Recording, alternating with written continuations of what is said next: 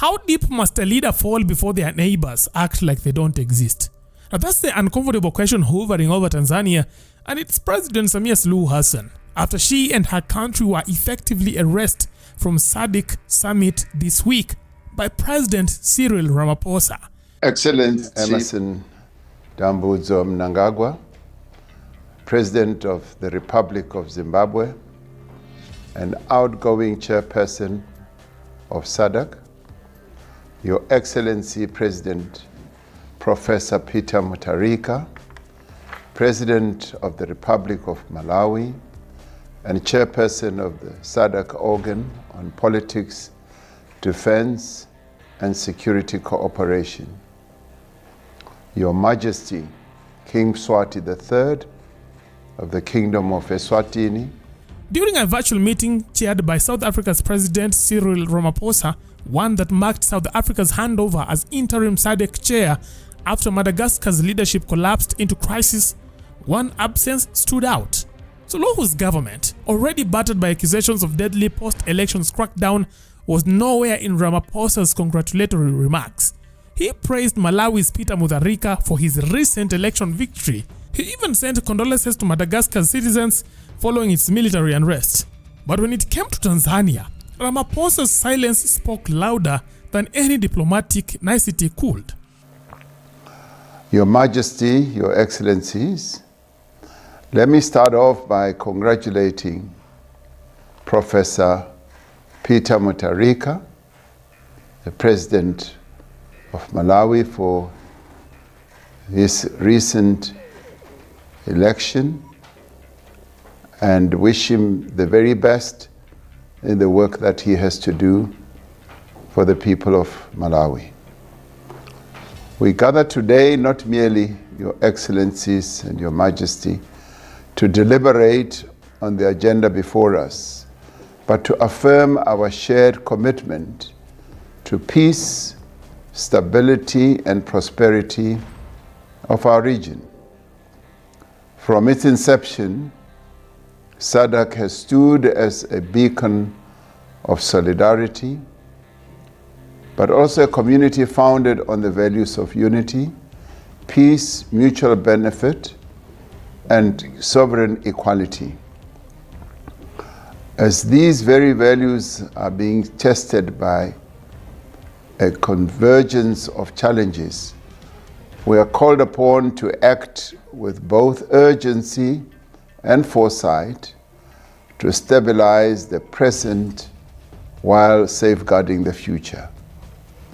For the future of this organization lies in our ability to earnestly deploy our institutional strength to find sustainable solutions to the challenges that we face. Indeed, the challenges confronting our region are profound, but they are also not terminal. Our collective sense of regional solidarity at this time is in many ways our strongest currency.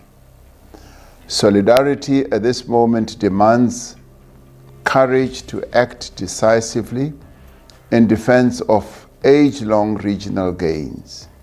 Suluhu's Vice President Emmanuel Nchimbi sat through the entire session, perhaps expecting at least a mention of his boss's controversial 98% landslide victory. However, he got none from Ramaphosa. The people of our region continue to look to us for leadership that delivers the vision of a peaceful, inclusive, and industrialized region, which we have set ourselves to realize by 2050. But they cannot wait for that anticipated year to fulfill their current needs. This meeting must therefore serve as a platform to deeply reflect and collectively come up with the pragmatic solutions to the challenges that are besetting our region. For these reasons, the issue that is on our agenda could not wait for ordinary meetings of the SADC institutions. We have already been briefed by our Executive Secretary about the challenges that one of our sister countries, Madagascar, has gone through. And these challenges are now on the table for us to deliberate on, particularly with regard to the leadership of SADC and how we take that forward. But let me add to the words of our Executive Secretary and express our condolences to the people who lost their lives in the events that ensued in our sister country, Madagascar, and wish the families well and those who were injured a speedy recovery.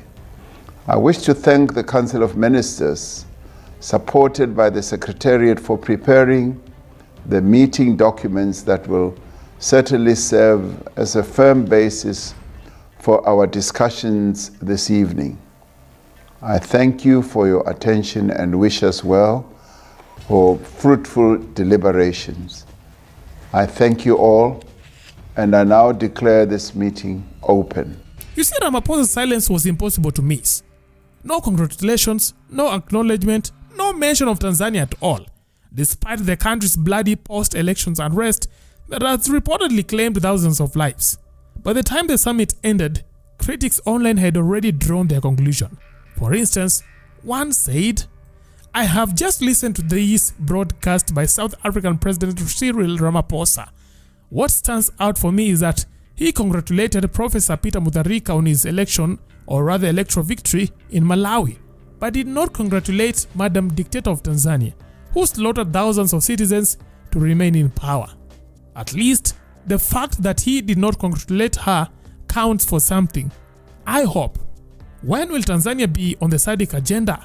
By the time the bloc issued its formal statement, the omission had become a story of its own on Twitter, until later, under growing scrutiny, that SADC issued a joint statement that awkwardly attempted to balance the optics. And this is what they said after the backlash on Twitter. Summit extended its sincere condolences to the families who lost loved ones during the protests that occurred in the Republic of Madagascar in September and more recently in the United Republic of Tanzania. The statement read, "It expressed deep regrets that these events resulted not only in the loss of life, but also in the destruction of property and critical infrastructure in both nations." Meanwhile, Vice President Nchimbi found himself in the uncomfortable position of trying to reassure fellow SADC members that Tanzania was back to normal.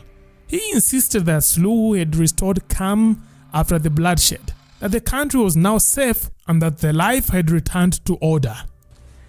Rais Samia Suluhu Hassan amenituma niwahakikishieni kwamba nchi yetu ni salama na tulivu na iko tayari kupokea wageni wa aina mbalimbali kutoka duniani kote kwa mafanikio ya nchi zetu zote. Lakini pia nitumie nafasi hii kuwashukuru sana kwa niaba ya Rais Samia Suluhu Hassan viongozi wa SADC waliofanikiwa kufika kwenye siku ya uapisho wa Rais Samia Suluhu Hassan. Lakini pia nawashukuru viongozi waliotangulia kuzungumza kabla yangu. But not everyone is buying it. The US Embassy in Tanzania continues to warn that Tanzania remains unstable. Heavy security presence persists nationwide. Movement restrictions and checkpoints continue in many locations. Foreign nationals may experience increased attention from security forces, and there have been reports of temporary detention. That is what the US Embassy in Tanzania said.